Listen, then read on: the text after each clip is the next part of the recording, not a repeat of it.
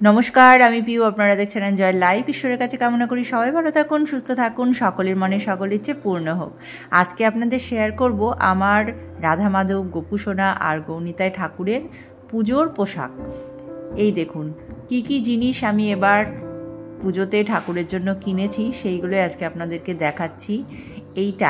এই যে সুন্দর হালকা একটা হলুদ রং, হলুদও ঠিক নয়, বাসন্তী রঙের এই রকম একটা ধুতি, তার ওপরে এইরকমভাবে ওপর দিয়ে যে পোশাকটা, জামাটা, সেটা তৈরি করিয়েছি।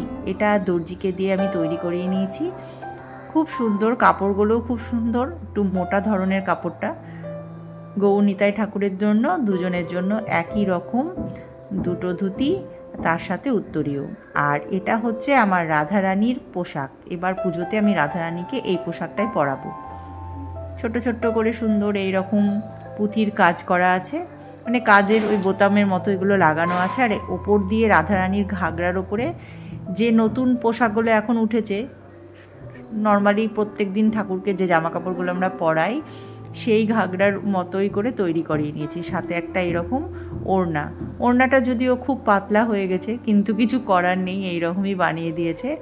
আর এটা হচ্ছে আমার শ্রীকৃষ্ণ, আমার মাধবের ধুতি। এই দেখুন কালারটা না খুবই সুন্দর, পেস্তা গ্রিন। এই রঙের ধুতি আমি মাধবকে কোনোদিন পরাইনি, সেই জন্য এটাই পছন্দ করেছি। আর তার সাথে এই রকমভাবে উপরের জামাটাও করিয়ে নিয়েছি, যেমনভাবে গোপালের ঘাগরাগুলো হয় সে ওই রকমভাবে ধুতির সাথে ওটা অ্যাটাচ করে দিতে বলেছি, তাহলে সুবিধে হবে পরানোর জন্য। আর সাথে তো উত্তরীয় আছেই।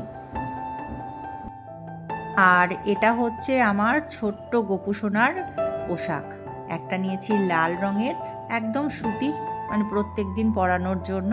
আর এইটা নিয়েছি একটু কাজ করা হালকা রানী কালারের মধ্যে। আর এইটা নিয়েছি হলুদ, সবই সুতির ওপর।